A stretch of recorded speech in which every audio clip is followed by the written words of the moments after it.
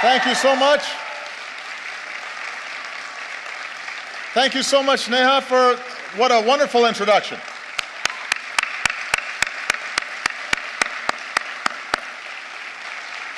Everybody, please have a seat. Nothing fills me with more hope than when I hear incredible young people like Neha and all the outstanding work that she's doing on behalf of India's youth and for representing this nation's energy and its optimism and its idealism. She makes me very, very proud. And I think that may be her. Is that somebody related to you? Okay, because we just had a chance to meet, and she's beaming with pride right now, sitting next to you. Give Neha a big round of applause once again.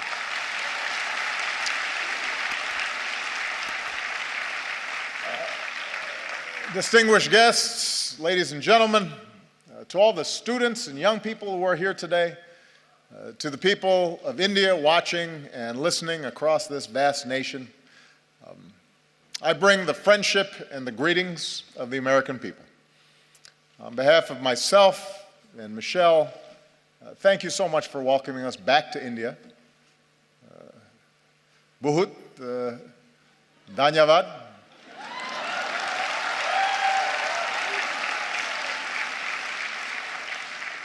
It has been a great honor to be the first American president to join you for Republic Day. With the tricolor waving above us, we celebrated the strength of your Constitution. We paid tribute to India's fallen heroes. In yesterday's parade, we saw the pride and the diversity of this nation, including the daredevils on their Royal Enfields, which was very impressive. Secret Service does not let me ride motorcycles, especially not on my head. I realize that the sight of an American president as your chief guest on Republic Day would once have seemed unimaginable, but my visit reflects the possibilities of a new moment.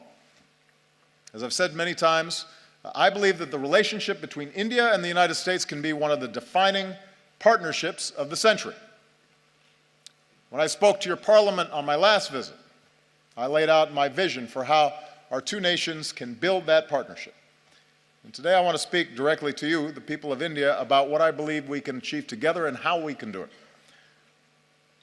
And my commitment to a new chapter between our countries flows from the deep friendship between our people. And Michelle and I have felt it ourselves. I recognized India with the first state visit of my presidency, where we also danced to some pretty good Bhangra. For the first time, we brought Diwali to the White House. On our last celebration here,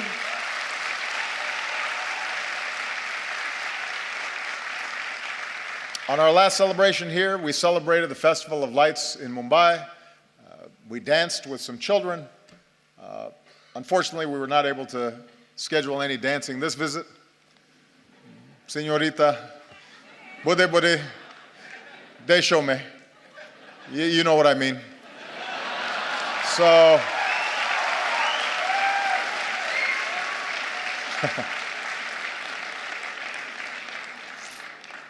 everybody said, by the way, how much better a dancer Michelle was than me, which hurt my feelings a little bit.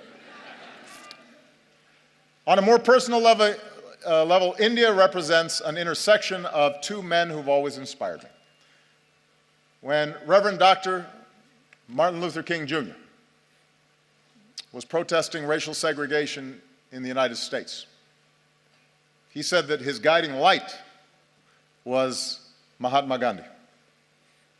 When Dr. King came to India, he said that being here in Gandhi's land reaffirmed his conviction that in the struggle for justice and human dignity, the most potent weapon of all is nonviolent resistance. And those two great souls are why we can gather here today, Indians and Americans, equal and free. And there's another link that binds us. More than 100 years ago, America welcomed a son of India. Swami Vivekananda Vivekananda. And Swami Vivekananda helped bring Hinduism and yoga to our country. And he came to my hometown of Chicago. And there, at a great gathering of religious leaders, he spoke of his faith and the divinity in every soul and the purity of love. And he began his speech with a simple greeting: sisters and brothers of America. So today, let me say, sisters and brothers of India.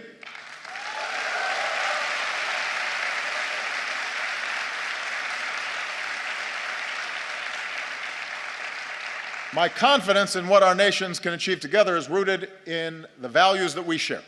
For we may have our different histories and speak different languages, but when we look at each other, we see a reflection of ourselves. Having thrown off colonialism, we created constitutions that began with the three same words: we the people. As societies that celebrate knowledge and innovation, we transformed ourselves into high-tech hubs of the global economy. Together, we unlocked new discoveries, from the particles of creation to outer space. And we are among the few nations to have gone to both the moon and to Mars.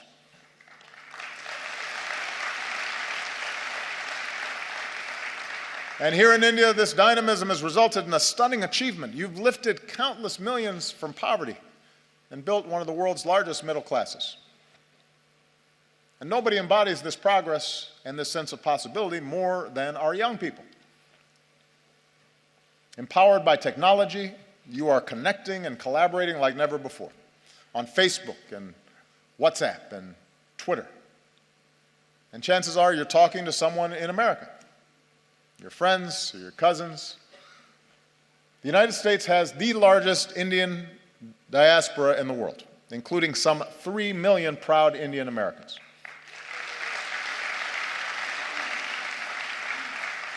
And they make America stronger, and they tie us together.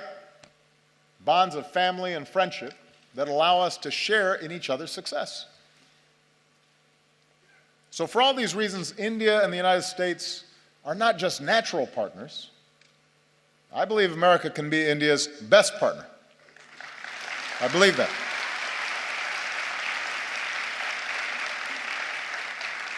Of course, only Indians can decide India's role in the world, but I'm here because I'm absolutely convinced that both our peoples will have more jobs and opportunity, and our nations will be more secure, and the world will be safer and a more just place when our two democracies, the world's largest democracy and the world's oldest democracy, stand together. I believe that.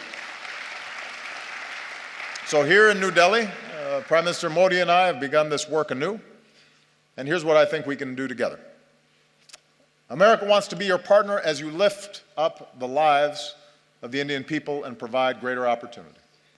So working together, we're giving farmers new techniques and data, from our satellites to their cell phones, to increase yields and boost incomes. We're joining you in your effort to empower every Indian with a bank account. And with the breakthroughs we achieved on this visit, we can finally move toward fully implementing our civil nuclear agreement, which will mean more reliable electricity for Indians and cleaner non-carbon energy that helps fight climate change.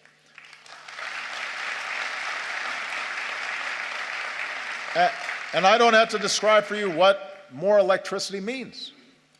Students being able to study at night, businesses being able to stay open longer and hire more workers, farmers being able to use mechanized tools that increase their productivity, whole communities seeing more prosperity.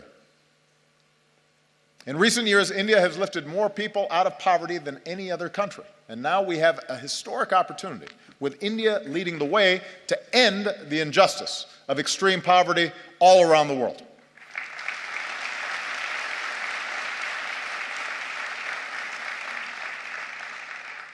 America wants to be your partner as you protect the health of your people and the beauty of this land. From the backwaters of Kerala to the banks of Ganga. As we deliver more energy, more electricity, let's do it with clean, renewable energy like solar and wind. And let's put cleaner vehicles on the road and more filtration systems on farms and villages. Because every child should be able to drink clean water, and every child should be able to breathe clean air. We need our young people healthy for their futures, and we can do it. We have the technology to do it. America wants to be your partner in igniting the next wave of Indian growth. As India pursues more trade and investment, we want to be first in line. We're ready to join you in building new infrastructure, the roads and the airports, the ports, the bullet trains to propel India into the future.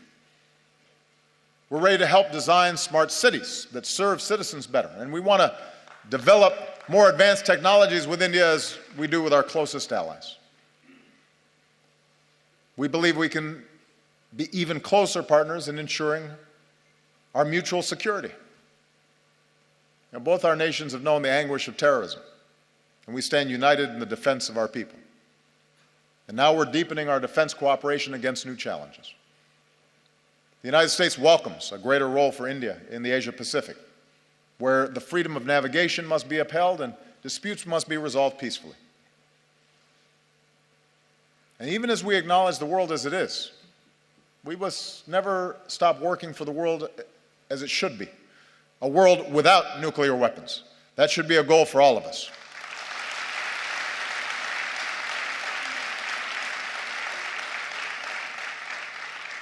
I believe if we're going to be true global partners, then our two nations must do more around the world together. So to ensure international security and peace, multilateral institutions created in the 20th century have to be updated for the 21st. And that's why I support a reformed United Nations Security Council that includes India as a permanent member.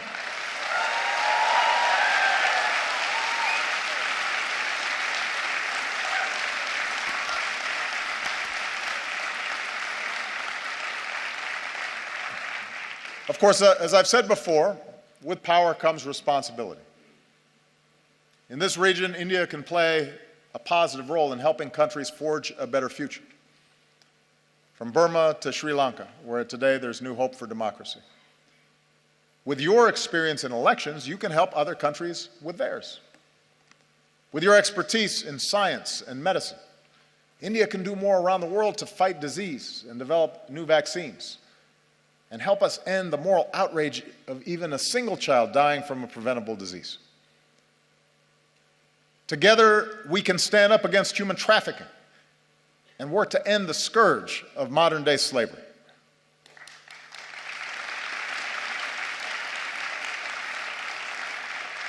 And being global partners means confronting the urgent global challenge of climate change.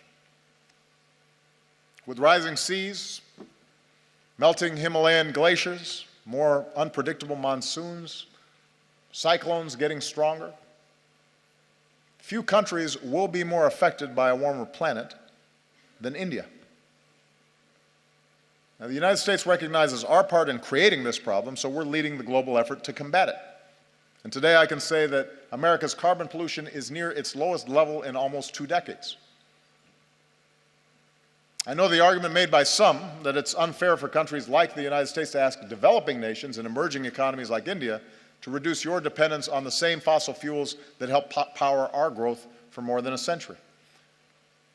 But here's the truth. Even if countries like the United States curb our emissions, if countries that are growing rapidly like India, with soaring energy needs, don't also embrace cleaner fuels, then we don't stand a chance against climate change. So we welcome India's ambitious targets for generating more clean energy. We'll continue to help India deal with the impacts of climate change, because you shouldn't have to bear that burden alone. And as we keep working for a strong global agreement on climate change, it's young people like you who have to speak up so we can protect this planet for your generation. I'll be gone when the worst effects happen. It's your generation and your children that are going to be impacted. And that's why it's urgent that we begin this work right now.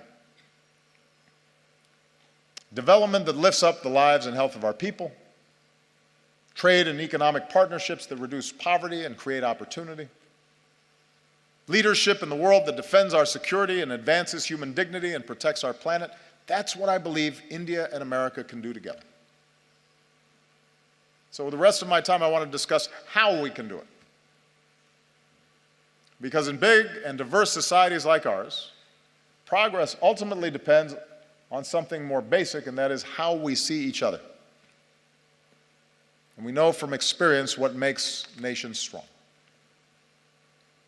Neha, I think, did a great job of describing the essence of what's important here. We are strongest when we see the inherent dignity in every human being. Look at our countries, the incredible diversity, even here in this hall. India is defined by countless languages and dialects in every color and caste and creed, gender and orientations. And likewise in America, we're black and white and Latino and Asian and Indian American and Native American. Your Constitution begins with the pledge to uphold the dignity of the individual. And our Declaration of Independence proclaims that all men are created equal. In both our countries, generations have worked to live up to these ideals. And when he came to India, Martin Luther King Jr. was introduced to some school children as a fellow untouchable. My grandfather was a cook for the British Army in Kenya. The distant branches of Michelle's family tree include both slaves and slave owners. When we were born, people who looked like us still couldn't vote in some parts of the country. Even as America has blessed us with extraordinary opportunities, there were moments in my life where I've been treated differently because of the color of my skin. Many countries, including the United States, grapple with questions of identity and inequality and how we treat each other, people who are different than us, how we deal with diversity of beliefs and of faiths. And right now, in crowded neighborhoods not far from here, a man is driving an auto rickshaw or washing somebody else's clothes or doing the hard work no one else will do. And a woman is cleaning somebody else's house. And a young man is on a bicycle delivering lunch. A little girl is hauling a heavy bucket of water. And I believe their dreams, their hopes, are just as important, just as beautiful, just as worthy as ours. And so even as we live in a world of terrible inequality, we're also proud to live in countries where even the grandson of a cook can become president, or even a Dulit can help write a constitution, and even a tea seller can become prime minister.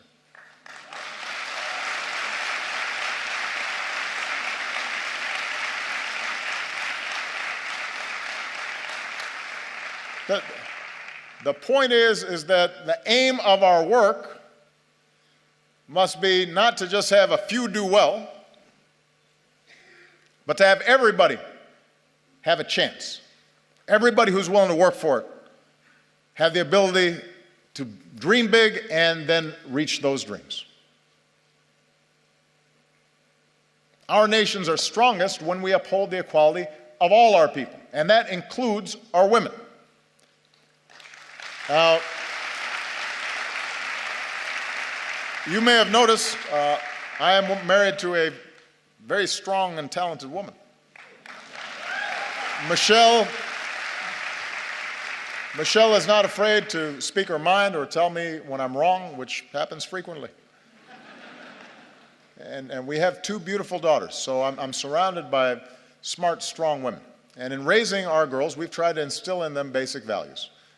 A sense of compassion for others and respect for themselves and the confidence that they can go as far as their imaginations and abilities will carry them. And as part of Michelle's work as First Lady, she's met with women and girls around the world, including here in India, to let them know that America believes in them too. In the United States, we're still working to make sure that women and girls have all the opportunities they deserve and that they're treated equally. And we have some great role models, including here today, the former Speaker of our House of Representatives, Nancy Pelosi, who was the first woman Speaker of the House and my great partner.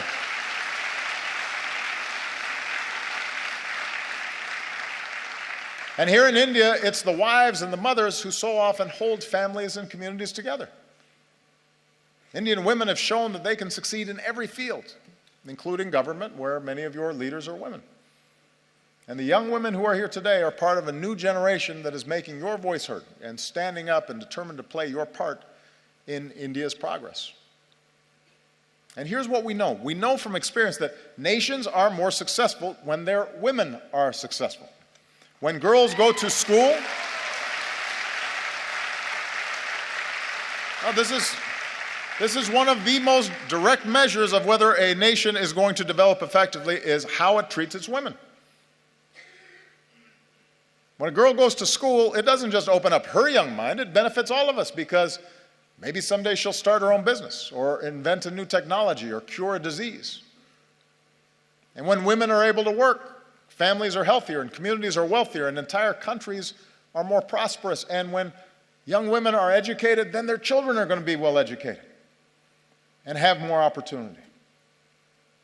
So if nations really want to succeed in today's global economy, they can't simply ignore the talents of half their people. And as husbands and fathers and brothers, we have to step up because every girl's life matters. Every daughter deserves the same chance as our sons. Every woman should be able to go about her day, to walk the streets or ride the bus and be safe and be treated with respect and dignity. She deserves that.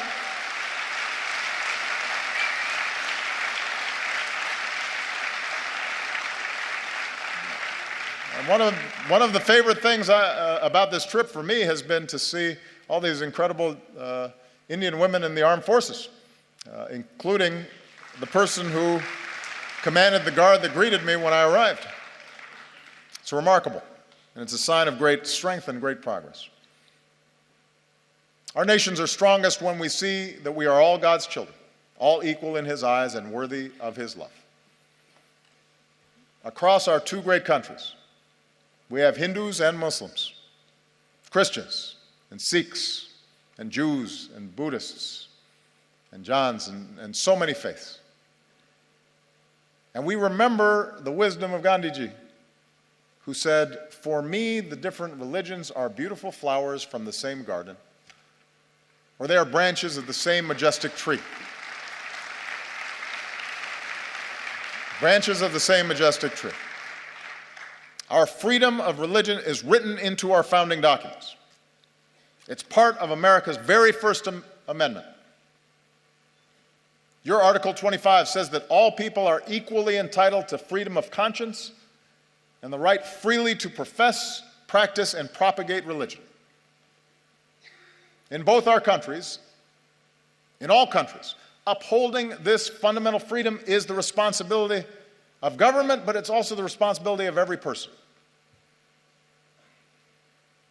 In our lives, Michelle and I have been strengthened by our Christian faith.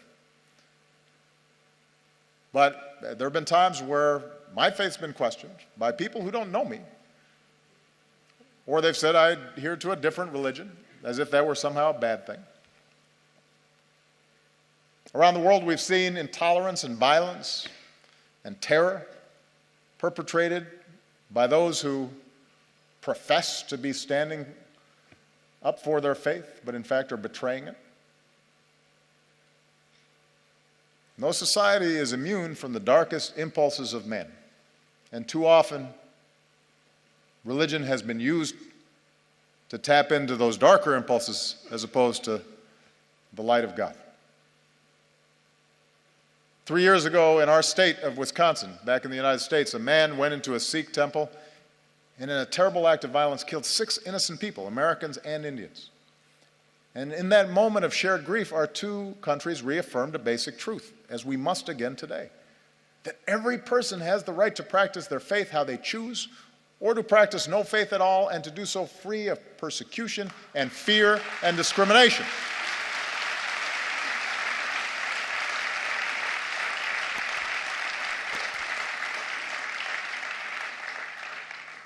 The peace we seek in the world begins in human hearts. And it finds its glorious expression when we look beyond any differences in religion or tribe and rejoice in the beauty of every soul. And nowhere is that more important than India, Nowhere is it going to be more necessary for that foundational value to be upheld. India will succeed so long as it is not splintered along the lines of religious faith, so long as it's not splintered along any lines and is unified as one nation. And it's when all Indians, whatever your faith, go to the movies and applaud actors like Shah Rukh Khan, and when you celebrate athletes like Milkha Singh or Mary Kom, and every Indian can take pride in the courage of a humanitarian who liberates boys and girls from forced labor and exploitation, who's here today. Kailash Satyarthi, our most recent winner of the Nobel Prize for Peace. So that's what unifies us. Do we act with compassion and empathy? Are we measured by our efforts, by what Dr. King called the content of our character, rather than the color of our skin or the manner in which we worship our God? In both our countries, in India and in America, our diversity is our strength, and we have to guard against any efforts to divide ourselves along sectarian lines or any other lines. And if we do that well, if America shows itself as an example of its diversity and yet the capacity to live together and work together in common effort, in common purpose, if India, as massive as it is, with so much diversity, so many differences, is able to continually affirm its democracy, that is an example for every other country on earth. That's what makes us world leaders. Not just the size of our economy or the number of weapons we have, but our ability to show the way in how we work together and how much respect we show each other. And finally, our nations are strongest when we empower our young people. Because ultimately, you're the one who has to break down these old stereotypes and these old barriers, these old ways of thinking. You know, prejudices and stereotypes and assumptions, those are what happens to old minds like mine. I'm getting gray hair now. I was more youthful when I first started this office. And that's why young people are so important in these efforts. Here in India, most people are under 35 years old. And India is on track to become the world's most populous country. So young Indians like you aren't just going to define the future of this nation, you're going to shape the world. Like young people everywhere, you want to get an education and find a good job and make your mark, and it's not easy. But in our two countries, it's possible. Remember, Michelle and I don't come from wealthy backgrounds or famous families. Our families didn't have a lot of money. We did have parents and teachers and communities that cared about us, and with the help of scholarships and student loans, we were able to attend some of the best schools in the world. Without that education, we wouldn't be here today. So whether it's in America or here in India or around the world, we believe young people like you ought to have every chance to pursue your dreams as well. So as India builds new community colleges, we'll link you with our own, so more young people graduate with the skills and training to succeed. We'll increase collaborations between our colleges and universities and help create the next Indian Institute of Technology. And we'll encourage young entrepreneurs who want to start a business. And we'll increase exchanges because I want more American students coming to India and more Indian students coming to America.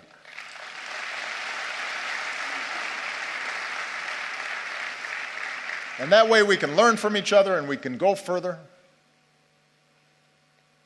Because one other thing we have in common, Indians and Americans are some of the hardest working people on earth.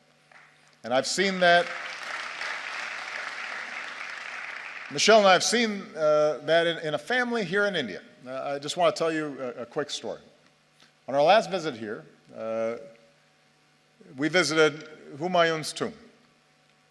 And while we were there, we met some of the laborers who are the backbone of this nation's progress. We met their children and their families as well, and some wonderful young children with bright smiles, sparks in their eyes. And one of the children we met was a boy named Vishal. And today Vishal is 16 years old, and he and his family live in South Delhi in the village of Murband. This is Vishal. And his mother works hard in their modest home, and his sister is now in university. She wants to become a teacher. His brother is a construction worker earning his daily wage. And his father works as a stone layer farther away, but sends home what little he makes so Vishal can go to school. And Vishal loves math, and mostly he studies. And when he's not studying, he likes watching Kubudi. And he dreams of someday joining the Indian Armed Forces. And we're grateful that Vishal and his family joined us today. We're very proud of him because he's an example of the talent that's here. And Vishal's dreams are as important as Malia and Sasha's dreams, our daughters. And we want him to have the same opportunities. Sisters and brothers of India. Now, we are not perfect countries, and we've known tragedy and we've known triumph.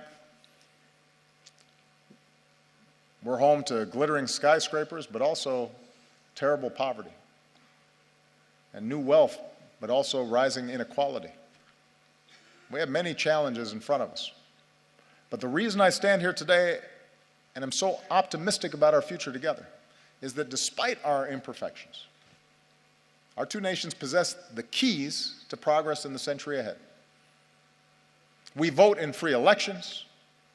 We work and we build and we innovate. We lift up the least among us. We reach for heights previous generations could not even imagine. We respect human rights and human dignity, and it is recorded in our constitutions. And we keep striving to live up to those ideals put to paper all those years ago.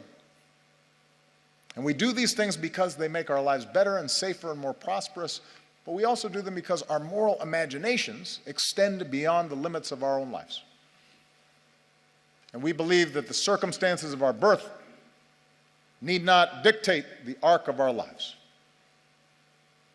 We believe in the father working far from home, sending money back so his family might have a better life. We believe in the mother who goes without so that her children might have something more. We believe in the laborer earning his daily wage and the student pursuing her degree. And we believe in a young boy who knows that if he just keeps studying, if he's just given the chance, his hopes might be realized too. We are all beautiful flowers from the same garden, branches of the same majestic tree. And I'm the first American president to come to your country twice, but I predict I will not be the last, because as Americans, we believe in the promise of India. We believe in the people of India. We are proud to be your friend. We are proud to be your partner as you build the country of your dreams. Jai Hind. Thank you.